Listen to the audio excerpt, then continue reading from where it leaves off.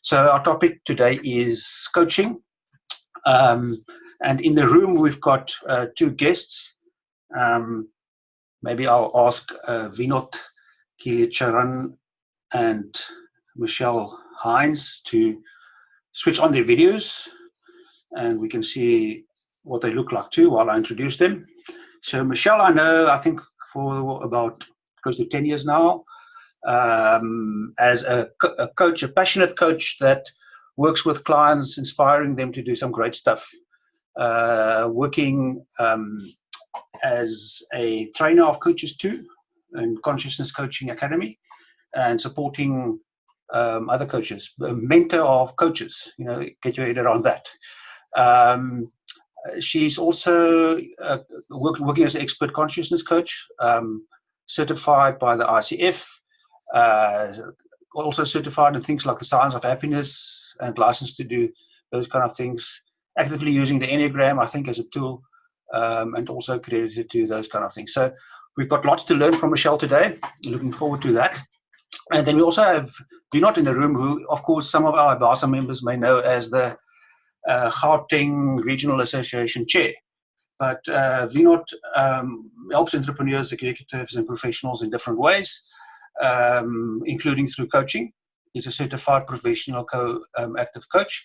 And then, of course, he's also involved with the Institute of Directors and serves in the capacity as chair of the region in Gauteng for IBASA.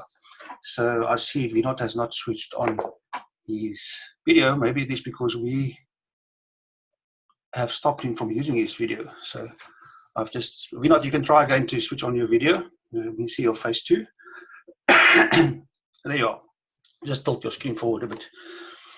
We know you're very clever, so you want to show us, sort of the cerebral stuff, but we like seeing the whole picture. Always a pleasure connecting with you. So let's jump into the topic. By the way, I see our room is filling up nicely now. Some regular names appearing there, including our relationships executive, Joseph Willow, many IBASA members, some names that I see for the first time here. But it looks like some of us have realized that this monthly event is, in fact, great for us to empower ourselves to serve our clients better. And that is the aim of us coming here, spending the hour together, so that we as business advisors can improve our support that we can give our clients. And perhaps, I'm not sure if we're going to touch on that today, but if we're not the most suitable person to provide that support, to find someone that can provide the support. But as a way of easing us into the discussion, let's ask this question. How much of your time, your professional time, the services that you deliver to entrepreneurs or business owners or in other capacities, how much of that do you spend on coaching?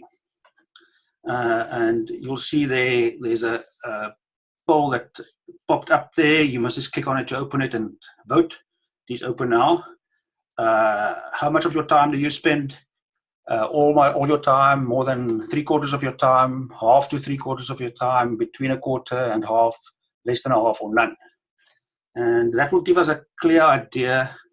I see Michelle is kind of looking at the stats as they appear, because that will give you a clue, Michelle, in terms of who's in the room, and where we may take the discussion by the time you do your presentation. So there's one, in fact, that's spending all his or her time. We don't know who that is. A few more than 3/4. If we add it up, more than half is about 1/3 of the people in the room, and another 1/3 between 1/4 and 50%. So you could say a 1/3 less than 25%, a 1/3 between 25 and 50%, and a 1/3 above 50% of their time. So it looks like a lot of us are, in fact, combining offering coaching support with other ways of support. There's no one that says none, so that's quite interesting. We all do, or perhaps think we do, coaching. We'll hear more about that. Okay, so thanks, Carl, for presenting the poll. I see Carl has found a way actually of showing on screen. So even those that are on the live stream on Facebook will be able to see the poll. That's the first time that we've managed to do that. So we also learn how to use the technology bit. Okay, I'm going to end the poll. And most of us are between 25 and 50%. But as I said, sort of no one's not doing coaching at all. So Michelle, can I pass over to you? I know you've got some slides that you want to show too. That Carl is going to switch on for us. So Michelle, this thing about this technique, this method, I'm not sure what you call it, approach, skill set, all of the above, I don't know. What does that entail? And you as a practicing coach and as a mentor of coaches and a trainer of coaches, how do you understand that? And then perhaps we can move onto the area of focus of us today, where we work with a specific segment in the marketplace, which are leaders in an organization. They're the sole decision makers, and sometimes they get stuck and can't get out of that stuckness.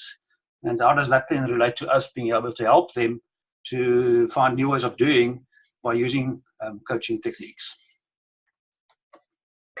Okay, so Christoph, are you wanting me to answer that, or just go straight into my presentation? I was hoping that your presentation would give us an answer to that. Good. Fantastic. So yeah, hello everybody. It's such a pleasure to be here. And when we talk about coaching, it's there are many different coaching methodologies on the market, and different coaching approaches and understanding of coaching. So can we go on to the next slide, please? So the first thing we want to look at is, what is coaching? And as I mentioned, there are many different coaching methodologies, there are many different definitions. One of the definitions is from the International Coach Federation, which defines coaching as partnering with a client in a thought-provoking and creative process that inspires them to maximize their personal and professional potential. So that sounds wonderful, and I think every one of us sitting in this forum says, yeah, we do that, and we do that in various different forms. So let's take a little bit deeper, is what distinguishes coaching from some of the other modalities that we bring in order to support somebody in tapping into their true potential and being able to be in action of creating the success that they want. So for me, the fundamental essence that defines a coaching conversation that is distinct from any other kind of support or help or training we can provide is, who is the coach being when they're engaging in that conversation? And where that lies is putting the client as the expert in the conversation. So there it is, relating to your client as they have all the answers and all the knowledge that they need in order to achieve what it is that they want to achieve. So this is sometimes a little bit challenging with many of us who've got a lot of skills, a lot of knowledge around best practice and personal experience of what has created success. But when you step into that role as a coach, we need to set that aside. And there we show up as being genuinely curious. So we drop our agenda, we drop our expectations of where we think the client should go, what we think they should do, what we think is best. And we need to let go all the shoulds, even the best intentioned wishes. And we meet the client where they are at.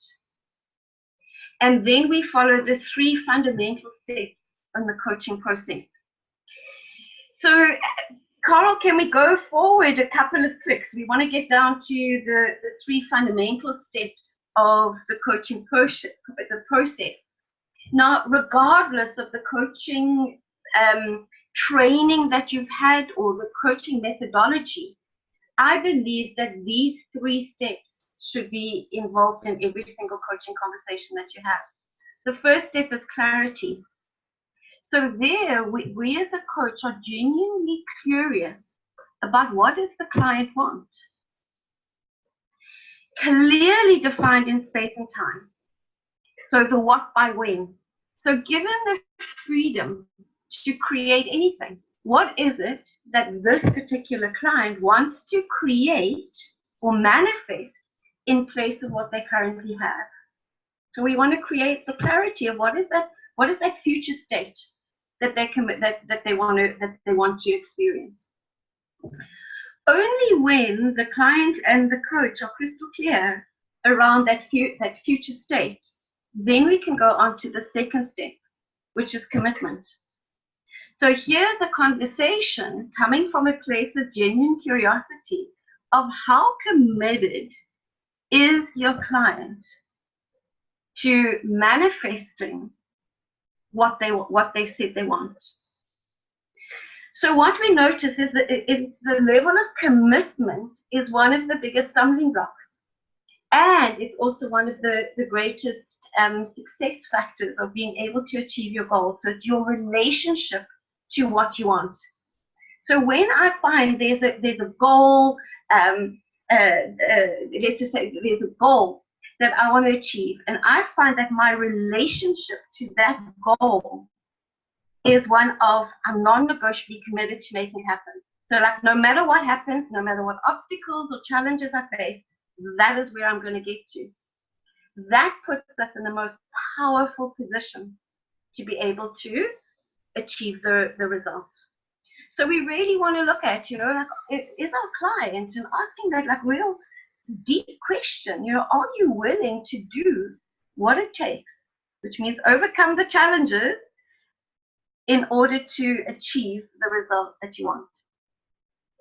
So once a commitment, so we know what game we're playing, only then can we step onto the third step of the coaching process, which is completion.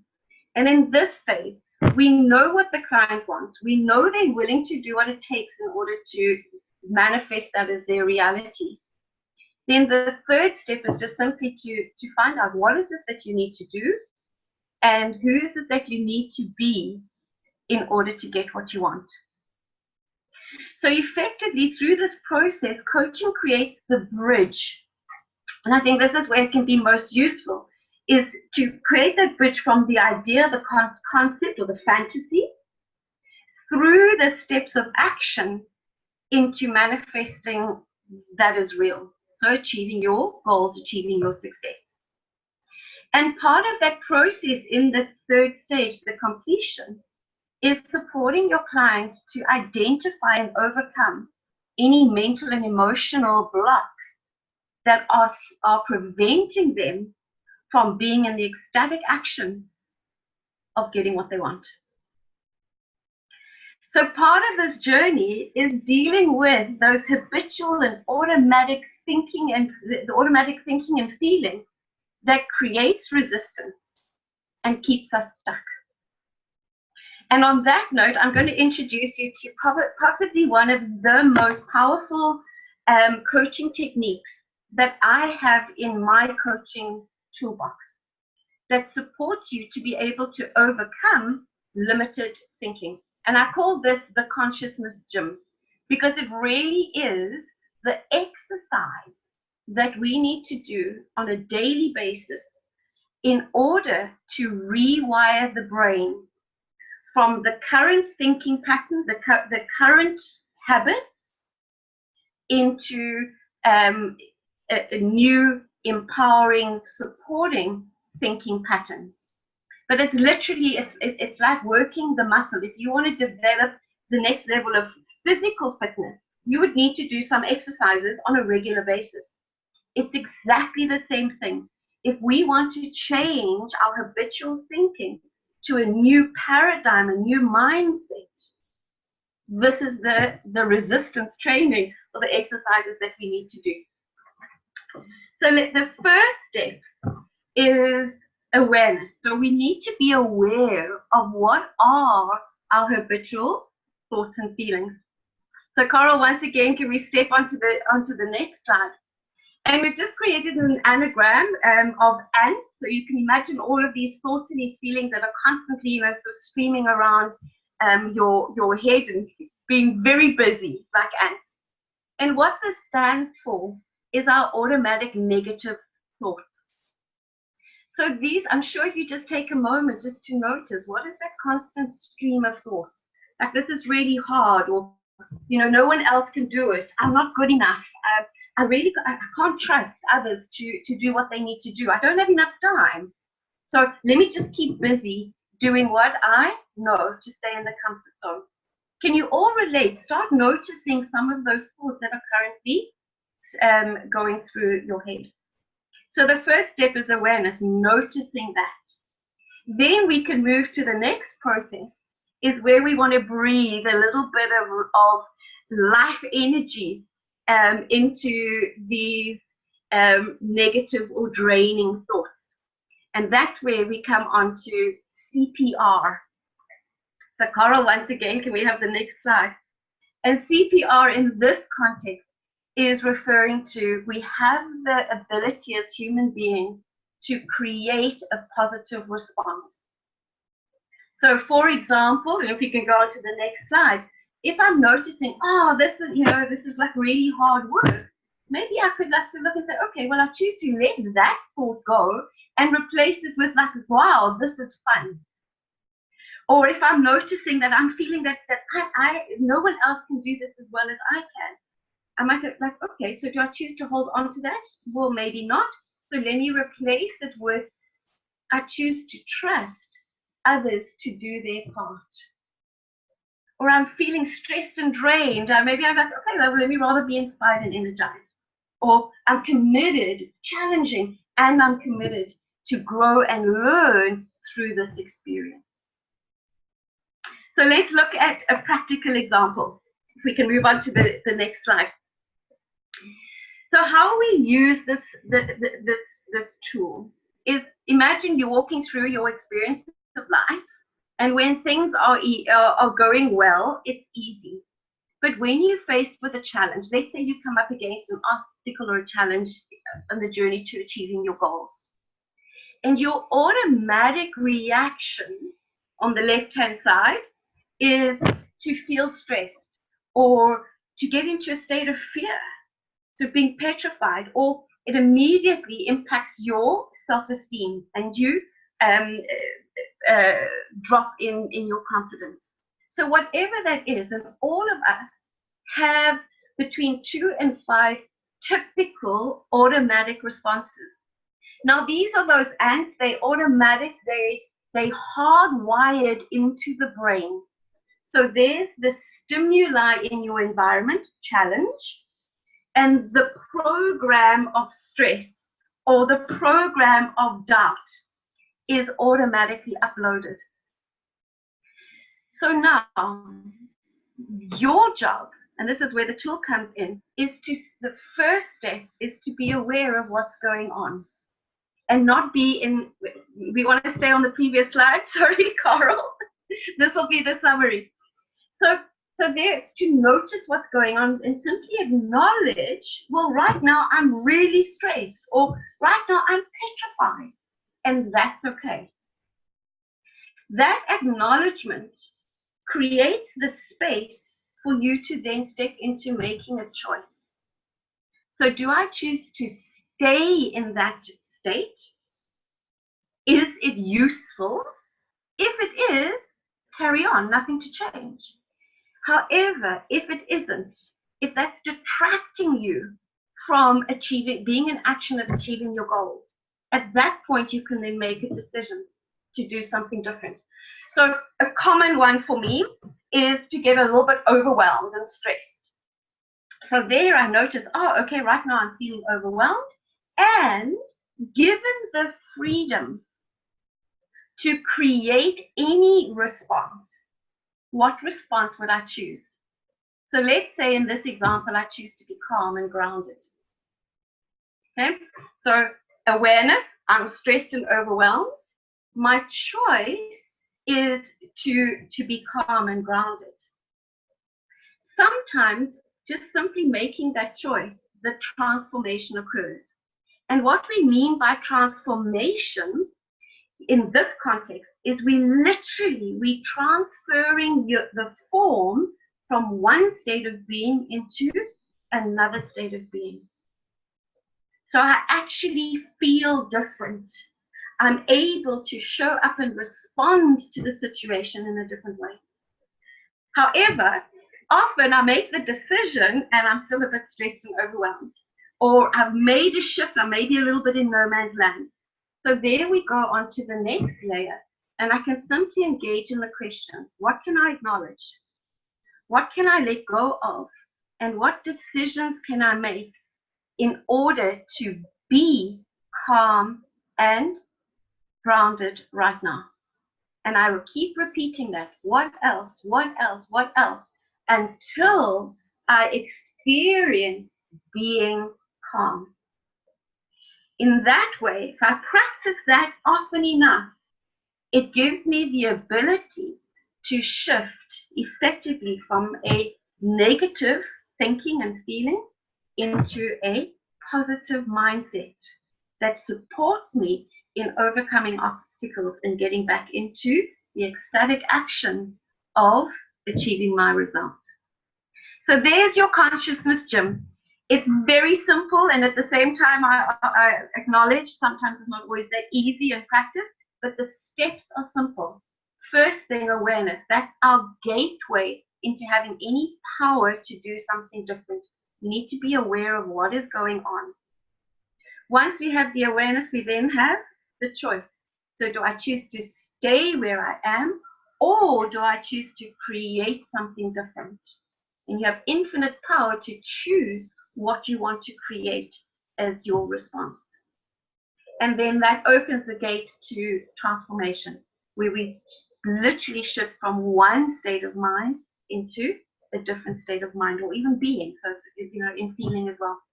So there's what can I acknowledge, what can I let go of, and what can I decide. Okay, so that's the tool. Then when we look at coach training, maybe some of you have already had formal coach training. My recommendation, because that's my modality, I've been a trainer and a mentor coach for the Consciousness Coaching Academy. So that's the only one that I can put my stamp of approval, because it's the only one I've experienced. So there's some contact details for the Consciousness Coaching Academy. The top one is for the International Academy, and creativeconsciousness.com is the local representation in South Africa, which is based in Johannesburg. My recommendation that if you are looking for coach training, as I said, there are so many on the market at the moment, make sure that it has some kind of accreditation. So whether that's from the ICF, which is the International Coach Federation, or the local COMENSA, which is the Coaching and Mentoring of South Africa.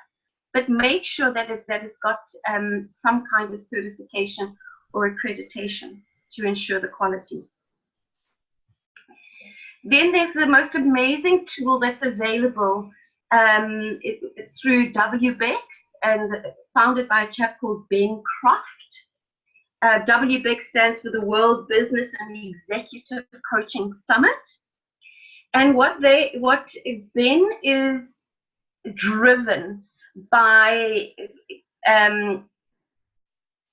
creating the best coaches in the world, and making sure that the coach industry is the absolute best that it can be. So he goes around the world finding the latest and greatest coach methodologies available, and he makes them available through free as well as paid webinars and courses. As a coach, it's an amazing resource, a lot of value given for free, and even more if you're willing to invest. I'm very privileged to be a WBEX partner.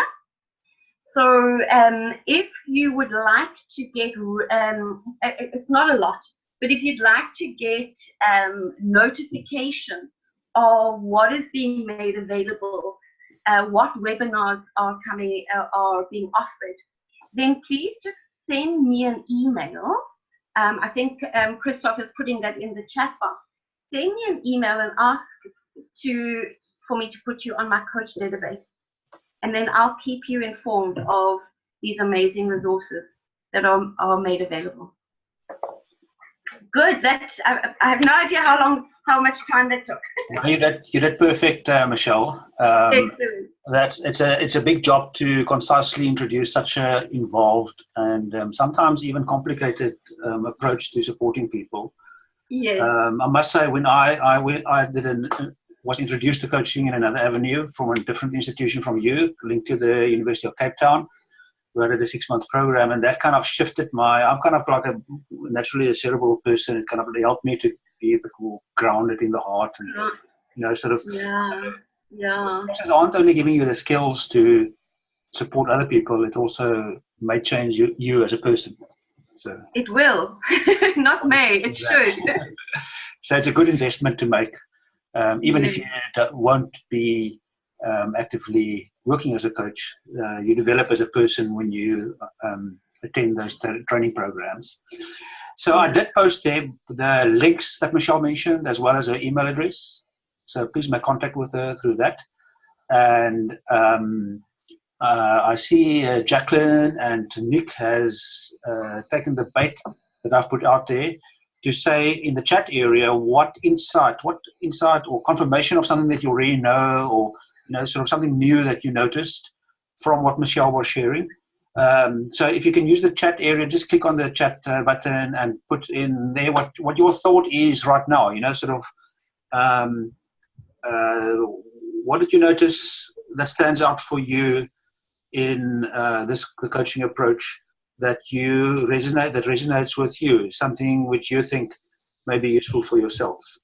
And as you think of that and perhaps put that into the chat, I'll recommend that you do so. Sort of let's share where we're going with this too. I neglected to introduce everyone in the room today, because I think I'm by now so used. We've been going close to 2 years with these webinars, and a lot of the same people are turning up each month. So my name, you've seen there on the screen, is Christoph Oosthuizen. I'm from the EPI and I'm the host. I'm working closely with Karel Venter, who so kindly forwarded the slides for Michelle. Karel is the producer of the webinar, so he's making sure everything works well. And then we've also have two of our colleagues at IBASA in the room, in the form of Andre Dupré, who's the MD, and Lesego Mokwena, who's the administrator at IBASA. So as I said earlier, towards the end of the webinar, as we go over the hour, we'll turn to IBASA events and so on, including introducing you to Nick Sibanda, who's going to talk about the upcoming event and how you can benefit from that too. So let's see, Lesego is saying coaching really deals with the thinking of the client rather than the ability of the competencies. Yeah, sort of. So that's kind of a shift sometimes if we're in the mode of offering solutions to actually make the client the expert. I find that challenging sometimes to make sure what form of support I'm offering a client. Sort of sometimes directive may be good, but in the coaching mode, that's definitely not the way. So we can also, before we introduce Vinod to give us a bit of a practical perspective on how we can apply the coaching technique, let's ask another question. And we're going to do that again in the form of a poll. This time the poll is going to ask what you reckon your coaching capacity is, and the panelists can take part in the poll this time too. So which of the statements best describe your coaching capacity? You can choose more than one. So any of those that apply to you, you can use. Sorry, you can click. You can vote on. I'm predominantly a business advisor who also does some coaching. I'm predominantly a coach who also provides some advising. I offer equal amounts of coaching, mentoring, advising, and consulting. I completed a certified coaching qualification. I improve my coaching skills through reading, going to conferences and so on, coming to webinars perhaps. I improve my coaching by being mentored by an experienced coach. Get the mentorship of an experienced coach to help you in your development. I improve my coaching through support from my peers. Join a group of other coaches and compare notes so that you can come up with better ways of serving your clients. And lastly, I predominantly base my coaching on my own work experience. So if you can vote there, I'll give you another few seconds to do so. It's interesting that we seem to be more of business advisors that also do some coaching. In fact, it goes close to half, it looks like. If we follow the trend now, just over 40%, about 40% of us are predominantly business advisors who are also doing some coaching. So, in reflecting on what Michelle has offered us, do you sometimes find that you find the role of business advisor and coach conflicting? We haven't done this much in previous webinars, but let's try this. Let's get from our attendees today, Aaron, Abraham, Albert. You guys at the top because your names start with A. Anal, Daphne. Hi, I'm Daphne.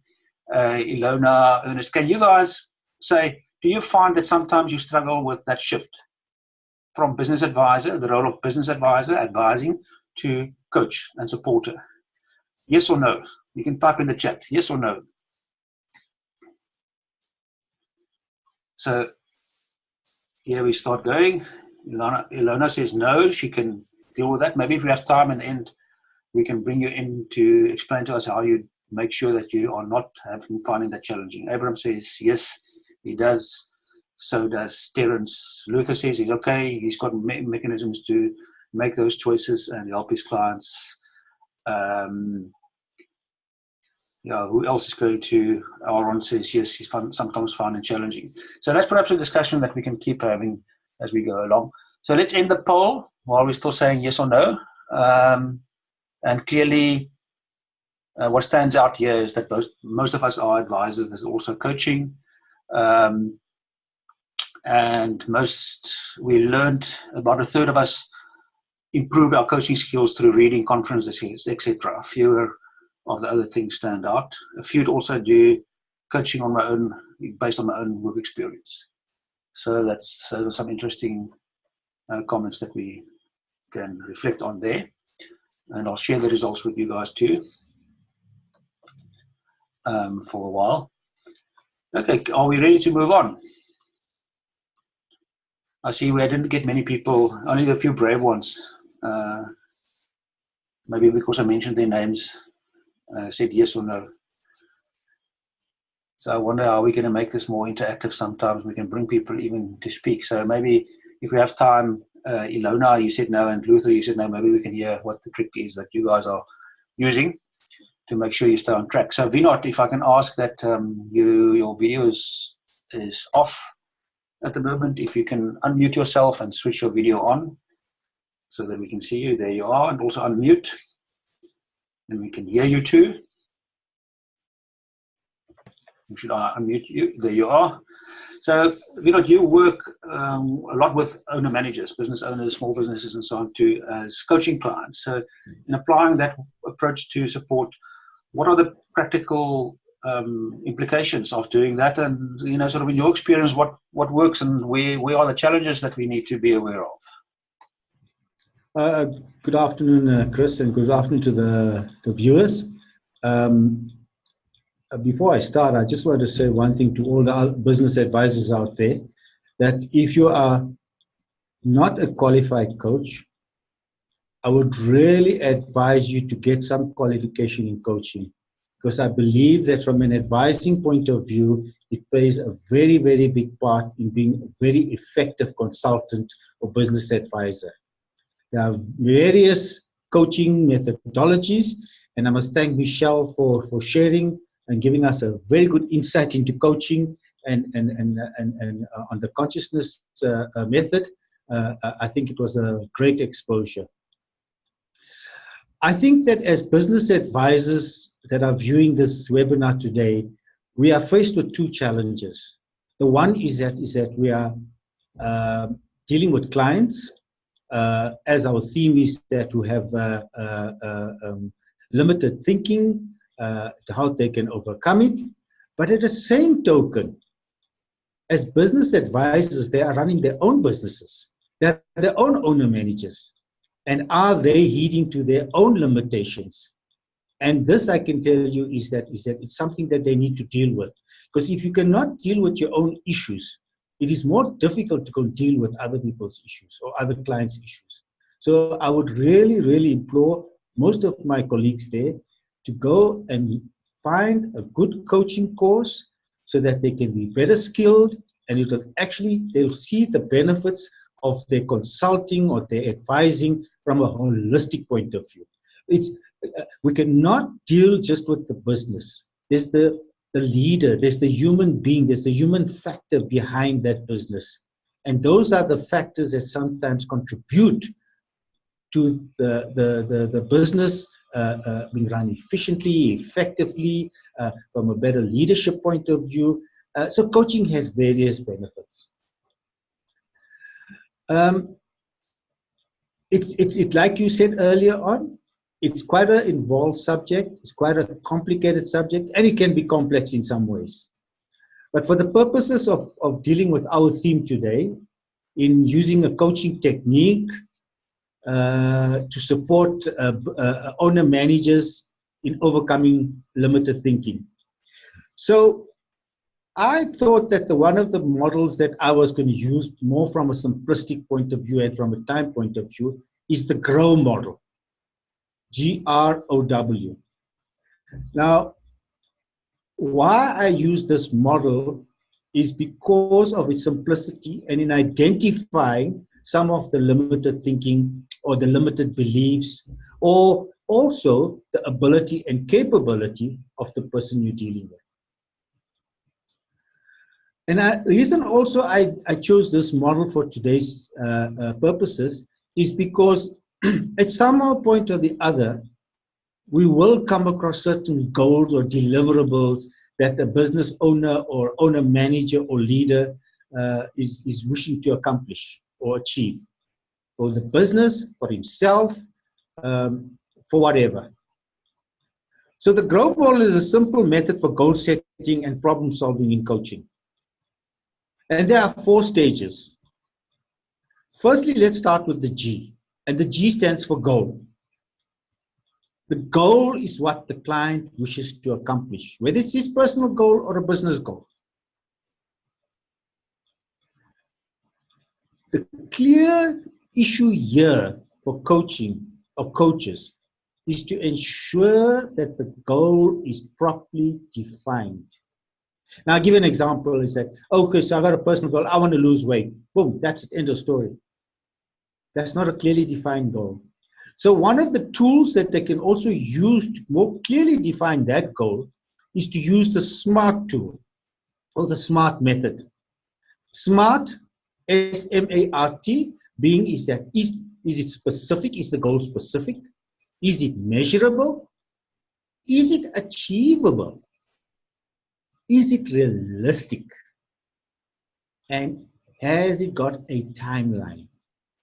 Because it's no use saying that I want to do X or Y and I don't have it being specific. It's not a measurable issue. It's not an achievable. It's not a realistic.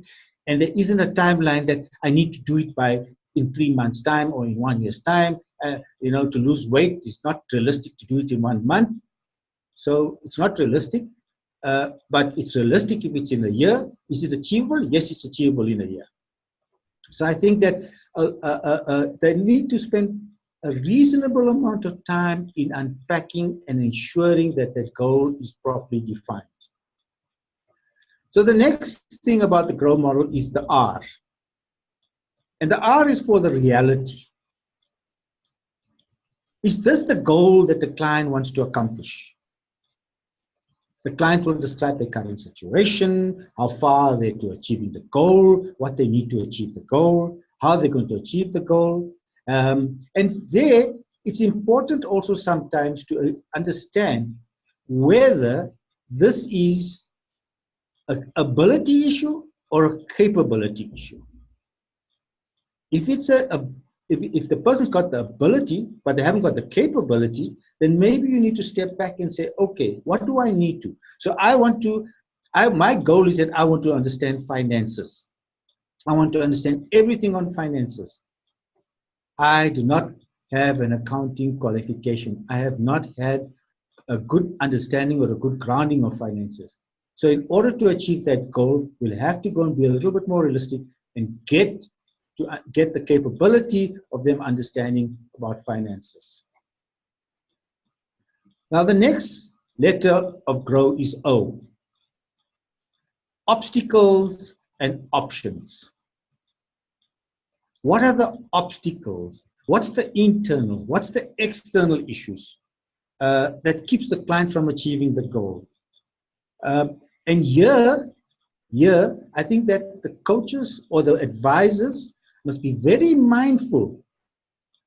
If this comes to a point where they believe that they rather refer this client because of his limiting thinking or his limited beliefs to a qualified or professional coach, I think they would be doing the client a lot more justice if they try to do that than try to deal the issue themselves. But I suppose it's an issue that they need to think about from an ethical point of view. So how do they go about understanding whether there are obstacles and roadblocks? How do they understand whether that it's a limited thinking of the owner-manager? They're going to have to be able to listen and to question and to build a rapport with their client, to give him, to show there's empathy, so that if they come to those issues, they can start understanding what is the limiting issues and how can they start unlocking these limiting issues. And so that they can get these obstacles out of the way so the client can commit. One of the big issues that I want to also share with my colleagues is that please avoid telling. This is not mentoring, it's coaching. Please avoid telling. Let it come from the client. Unless you're forced to give a client advice, make sure it's with their permission. Once you've got to that stage and you realize that there's the limited thinking that is hampering the client from getting achieving their goals, try and understand further how you can, and I think Michelle's model has given us enough food for thought, is how you can get around that positiveness. Get them to understand their limitations, their fear factors. A lot of the time it's a fear of the unknown, or they just feel that it's just too much, it's overwhelming. Break it down into smaller portions so that they can have a clearer and a better understanding. Once we get past that part, and that is, I can tell you, the real crux of the issue in limited thinking, is getting past the obstacles and options. If you get past that stage and you're comfortable and the client or the coach is comfortable with it, then only construct the way forward. And the way forward is to now start building action steps. And the action steps is there to give the client the guidance with some timelines so that they can start achieving their goals, and ensure that in your next session or your next advisory session or your next coaching session that you have a review. You have a review of what was your past discussion, or at the end of the, I should have said this, at the end of the coaching session, have a review of what they have committed to. So that when you get to your next session, you have a check-in. And once you do the check-in, you can decide then what has been done or what has not been done, and whether the limited thinking or the limited beliefs or the fear factor still exists. Again, I say tread warily here. If You feel you have the competence to deal with it? That's fine. If not, I would suggest rather referring to a qualified coach. And that's my spiel, Carol. Yeah, I think your last point is a really important one, Vinod. It's not like you're going to start a practice as a GP to give people medical support if you're not qualified to do so. Eh? And perhaps the same applies here. Absolutely. And all I want to advise my fellow colleagues is in advising, they're going to be doing coaching, they're going to be doing mentoring. I would say that get the qualification, get some qualification. They will see the bigger benefit to not just their clients, but to themselves. Great. And thank you, Carol. We develop ourselves. If we develop ourselves, we're better equipped to give to others. So it all makes sense in that regard. So I'm reminded. Can I just say one thing, Carol? Can I just say one thing? Sure. Robin Sharma has a very interesting quote. He says, "Once I know better, I can do better." Thank you. Great. We can make that the quote of the webinar. I'm reminded that I must explain that you can post a question if you click the Q&A button. We've had some engagement here from Ilona and from Luther around the ability to switch between business advising and coaching. Ilona had to run, so she can't participate, but maybe we can get a quick tip from Luther just now on what we can do in terms of business advisors. By the way, if anyone else in the room has found that there are certain things that they've done in the past that has worked well to unlock a different way of thinking so that your business advisor client can, your business owner client can find a new way of tackling a challenge, then please share so we can actually bring you into the room to share that with us as well while we wait for questions. We do have a few more minutes to go. So I'm going to ask Luther, I must just find you on the list first. Then I can say allow you to talk. And then you can come into the room, Luther, just unmute yourself. And I'm going to ask you, sort of, you said no, you find it okay to shift between advising and coaching. What practical tip can you give other business advisors so that they're also able to do so? Good morning. It's quite cold here in the UK where I am at the moment. At least I can experience the heat from the conversation from South Africa. It's quite a sunny day in Cape Town. I'm not sure about the rest of the country because it's raining today again somewhere else. Yeah, right. What I found is to frame the situation, because we always said when we do entrepreneurial support that there's the context from consulting, training, mentoring, and coaching. And unless you frame the situation or the intervention correctly, you will find problems. What I mostly do, I do a blended model of training and mentoring combined. But when you do advising or consulting, you normally frame that as a project, not as a continuous developmental cycle or training. And of course, the level of development of the organization, especially its owner, will determine which space you will fill or which modality you will use. And that gives me the surety to clarify what is required and what will work best for that specific intervention. Yeah, no, that's great. Carl drew from a previous webinar that we did when we spoke about these models. So, Carl, you're really kind of thinking quickly. So on the slide there, it's actually showing that model now, Luther. That's it. I'm not sure if you know Ken Blanchard's situational leadership model too, because that speaks about the same thing, directive, non-directive. That's right. Yes. Remember, we used to use it in our business advisor training. We used to use the Ken Blanchard model. But I think this one depicts it for me quite clearly. And you can move in between. It's not a kind of a progressive line, but depending on the situation and the intervention and the maturity of the candidate, shows what would be the best tool and approach to use. Okay, great stuff. Let's hear from Shirley quickly too. I think we do still have a minute before we need to move on to wrapping up our discussion here. So Shirley, if you don't mind, I haven't warned you, but I see you've got an interesting point that you typed in the chat. If you want to unmute and say so, then I'll give you a second or so to unmute, and we'll know that you can give us that tip in verbally too. Maybe you're not able to do so. Let's just see. Shirley, if you click the mute button, the microphone, you'll be able to speak.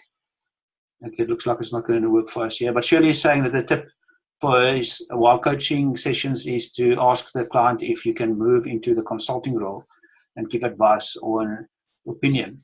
So it's always about getting the permission of the client and being very clear about what role you play. In fact, sort of I can reflect on my own, damaged relationships with people because I wasn't clear about that shift that needed to take place. Okay, so shall we? I see Lesego had a question that didn't come on the Q&A. I'm not sure. So maybe, Lesego, can we bring you in? You can unmute yourself and show us your video too if you want to. It looks like you had a question that didn't get to the Q&A. Or did we misunderstand that message? Lesego? Because Lesego is also in the room with us. Or are you distracted? There you are. So unmute yourself too, please, so we can hear you as well. Otherwise, I can do it for you. And there you are. So you had a question, it looks like? Yes, actually, to just add to the discussion, we know that with business advisory, it encompasses quite a range of specific skills that a person must know when to activate.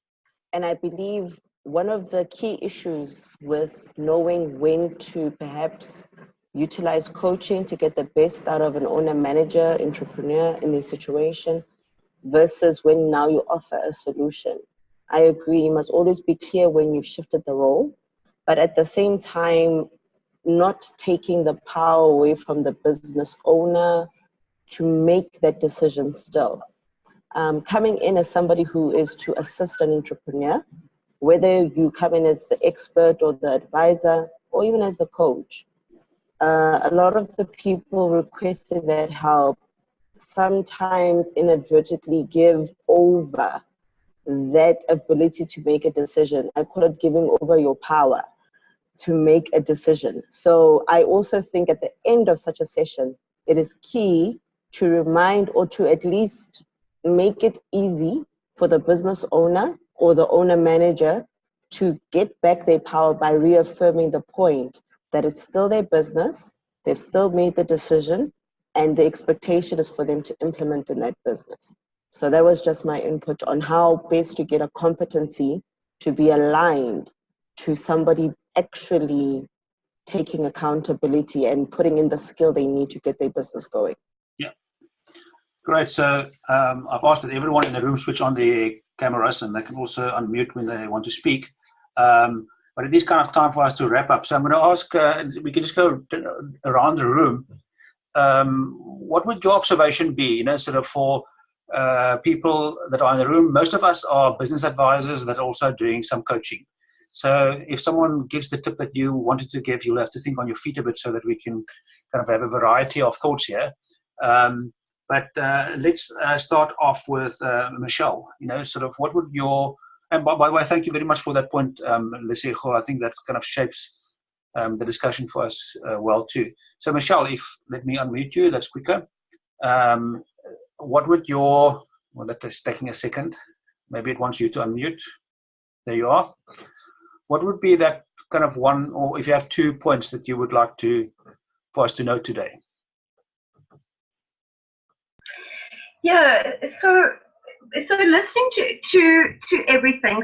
So I think that one of the things that is most important for me is that if we're looking at using coaching techniques, is if you don't have the training or the expertise, go and get it in some way. And until you have developed that expertise, and there's a need in your client, then refer to somebody who does have the skills.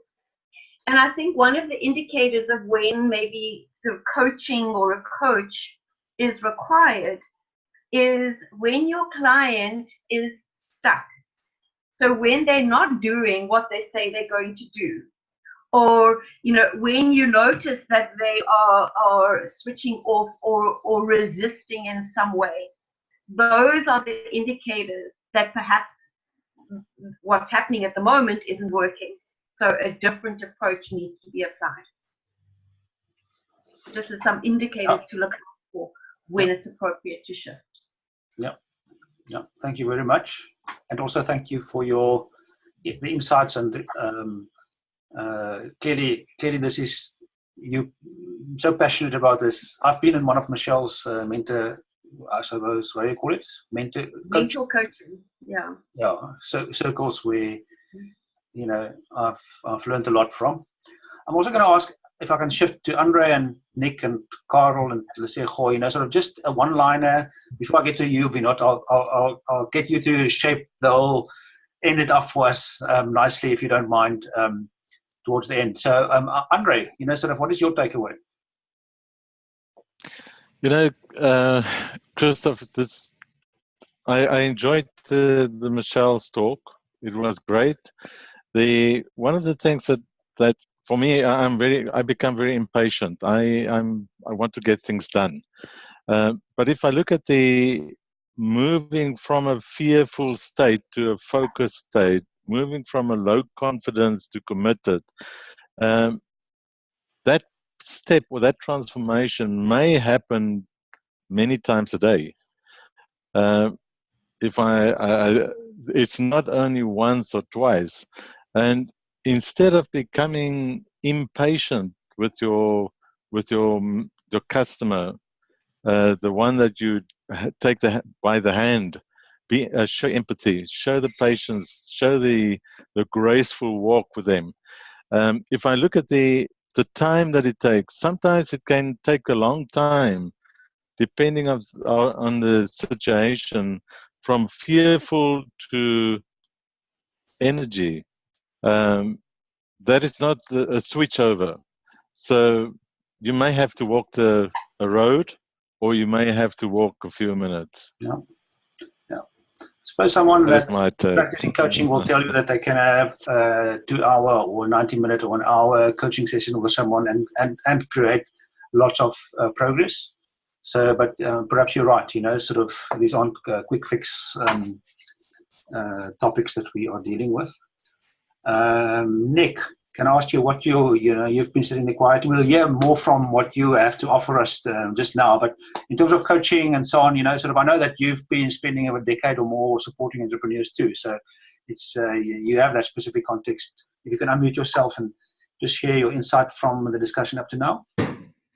Yeah, thank you very much. I think two things. One is what Lesego just said, the power relationship between the person who you work with. And I think most of the time, like I posted in the comments, there is a sense in which people come to you for what you know, and you tell them. So I think that's a very important thing to consider.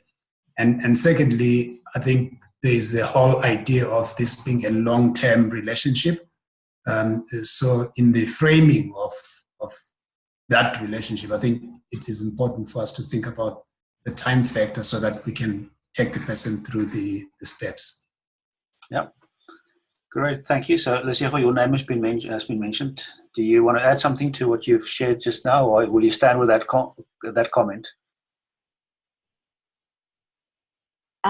Definitely. Last round for me is, as we try to look at coaching to expand people's creativity or break their limitations, that's one key element that we definitely have to work on. But one thing that I'm excited about is that we will also be sharing on how people can break limitations not only with themselves, but within their finances by empowering themselves with more knowledge on real issues that maybe they struggle with.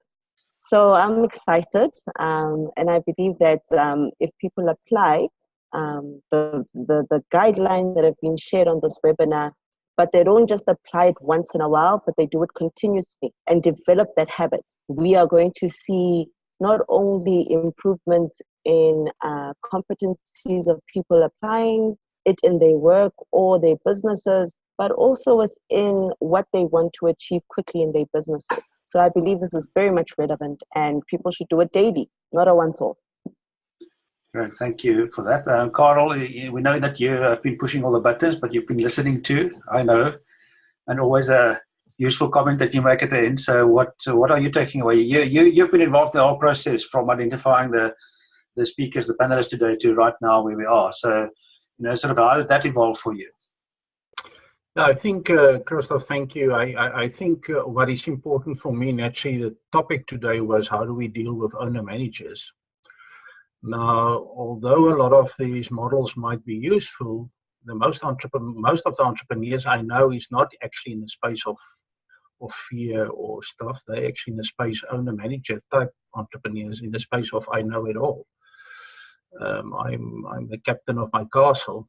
So a challenge for me would be, how do I deal with the entrepreneur besides helping them sort of understanding the different hats that they use wearing when they're in a investor space as an owner, or when they're in a manager space as managing the business, but also expanding their team, pulling in expertise, because often they actually think they know it all. They want to micromanage it all, especially as they started this business small and they've grown it. They feel they've sort of nurtured this baby and they become the glass ceiling, and they need to realize that they're actually the glass ceiling. So it's almost a different kind of challenge that we've been speaking up to now, that I think we need to be able, and maybe Michelle and Bernard can assist us a little bit there in how do you address it when people actually do not have the fear, but actually think they know it all already. Yeah. So it's also a mindset thing, of course, sort of that may limit you in understanding and acknowledging what the challenges are. So I would say, from my perspective, Vinod, would you agree that whether it's under fear or whether it is actually overconfidence, that the coaching method offers us the techniques to address those? I fully agree with Carl. Most businessmen or owner managers are prima donnas. Don't come and tell me about what I need to do in my business. That's fine. But that's not what coaching is about. Firstly, they must be willing to come to coaching. They mustn't be forced to come to coaching. Because when they're willing participants in coaching, the result is better. I fully endorse what Michelle has said about the training. I agree with Lesego, what she said, but I also want to tell Lesego that business advisors that give that advice must be able to live it also. It's not about the living, it's about the being. Don't do as I say. No, do as I say, but don't do as I do. Because if you say that you need to have a business plan, can you show your own business plan? Can you show your own marketing plan? What is your goals and objectives for 2019? Where are you? All I'm saying is that you've got to be able to live it also. To come back to Carl's point, he said, yes, you're going to get that resistance. You're going to get that change. What do I need to change for? What's the need for it? But that must come from him through the coaching process. This short webinar now won't be able to address those finer issues. And that is why I agree with Michelle. The training is important. But more so, let's ask ourselves the pertinent question. As a business advisors, we're supposed to be relevant in lots of areas of expertise. Maybe not specialists, maybe just generalists. Maybe again, it goes back to Michelle's point about awareness. We need to be aware. I always say, he said, it's best to be consciously incompetent than unconsciously incompetent. Yeah. I know what I don't know. So what I don't know, I know where to refer it. I need to get the help from. No, that's so important, is to know yourself and what the value is that you can offer your clients. So, and there's one thing I want to share with you, Christoph. Yeah. Is that as a coach, I have my own coach. I'm also human. Yeah. Like Michelle mentors some of the coaches, I go for coaching or for supervision. Yeah. So it's not to say that because you qualify, that's it, that's the end of the road. We're also human. I also get stuck in my own perspectives. I may have a challenge that I've never come across before, you know, and the only way is that I don't know, but let's see what I can go and sort out. But thank you for that time. Yeah, so can I call on those that feel that this we a lot of people still in the room, you know, sort of, so clearly this resonates with a lot of us. So take up the offer, they connect with Michelle. Vinod, can I connect with you too? Maybe you can just type in your email address if you don't mind, you know, sort of just to get some guidance in terms of taking the next step, if it's okay with you. Yes, sure. Okay, and then we can move on to, so thank you very much, panelists, Michelle and Vinod, for, you know, sort of introducing this to some of us, or confirming for the rest of us some truths around our ability to support our clients better. But let's move on. We are already over the hour, so I think we need to give adequate chance for Nick, and I'm not sure, Andre Lesego, how you want to deal with this in terms of IBASA news and updates and so on. So Andre Lesego, maybe I can hand over to you. I'm not sure which ones of you, have you had your chat there, who's going to lead this discussion for us around update for IBASA, and then introducing Nick and what the offer is for IBASA members. Either Andre or Lesego.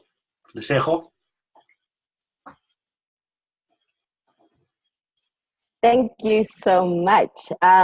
Definitely excited to be discussing and also introducing about Nick. We at IBASA have the opportunity to just share with our members as well as the public that we have endorsed the Enterprise Financing Forum happening in March. And I am so excited because everybody knows that breaking financial constraints for businesses, even for owner managers or entrepreneurs, has always been that challenge that most people don't want to talk about, but at the same time, we need to be able to break those limitations. So as IBASA, as we go and we lobby for our members, as well as the general public, this has been an initiative that IBASA has definitely looked at positively. So I don't want to take too much of the thunder from Nick Sivanda, and perhaps he can tell us a bit more about the Enterprise Financing Forum, as well as what it is that business advisors can actually tap into in terms of the forum. So over to you, Nick. Thank you very much, Lesego, and thank you for having me here today. I am representing SEPTI, who is the director of OSIBA Management, the organization that's bringing the Enterprise Financing Forum on the 28th to the 29th of March in 2019. Essentially, what this forum is about is helping to bring financing issues to the fore with regards to SMEs. We are aware that there are challenges that mainly relate to access to funding and finance and getting things going along those lines. So this forum has been put together to deal with those issues, looking at issues that have to do with barriers in terms of accessing finances, credit ratings by the lenders, exciting those who have resources to put them and channel them into SME development, as well as thinking through issues like government policies with regard to financing SMEs. If you noticed, I was looking at the budget, and it was very interesting that there was very little mention in terms of money of entrepreneurs. Actually, there was one word, entrepreneur, and one word, small business, in the entire budget. And of course, looking at state-owned enterprises and other things. But so the small businesses have to look elsewhere for funding, and I think part of what the minister said was that there is need for the private sector to come on board, and this is where some of the funds are. But how do small businesses access those funds? So something very interesting, I think, for IBASA, because IBASA has been with OSIBA for a very long time, in different platforms and conferences that we've organized. We are conducting a survey for 50 business advisors, and we're looking for 50 of those and 100 SMEs, and we've asked IBASA to help us with that. And the benefit for IBASA is that the first 50 business advisors to send back their own survey plus 2 SMEs that they coach or assist or advise will get free registration into the Enterprise Financing Forum. So IBASA is currently handling that for us. And so that's something pretty exciting to think about and to encourage people in the network to participate in. Nick, if I can just sorry to interrupt you there, but so how will that happen? So if I'm interested, I must have 2 of my clients. I bring myself and 2 of my clients, and I nominate them for attendance of the forum. Yes, we have two separate questionnaires, one for business advisors and one for SMEs. So you, as a business advisor, will fill in one and return it, and then send us 2 of your SMEs that you advise. If you submit those 3, you get an automatic qualification into that. And there are 50 of those up for grabs for IBASA. So all 3 seats are for free? Yes. And how do we submit that? Electronically. IBASA already has the forms. I think they've put them through the database, but you can also contact us on our website. Is Enterprise Financing Forum.osiba.co.za. I think I'll just add it on to the chat there, and then people can look at that. Yes, so if you can type the link is also there on the display now. Yes, Enterprise Financing Forum.osiba.co.za. But if you can type it for everyone they can just click through to it straight away. Sort of wait for this. Only the first 50 will be able to get that. So thank you very much. So Nick, by the way, what else is there for us to look forward at the event? Interesting speakers.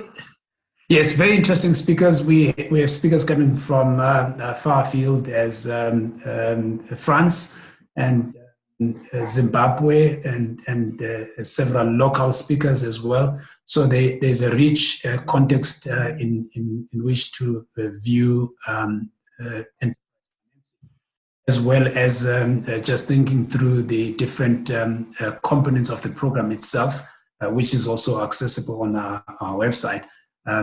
We have tried to make it as rich and broad-based as possible, and we're looking forward to taking some of the recommendations after the conference further, so that we can really create a sustainable financing environment for entrepreneurs in South Africa. Okay, great. So Andre and Sego, any other things you want to add in there, or other IBASA news that we need to take note of?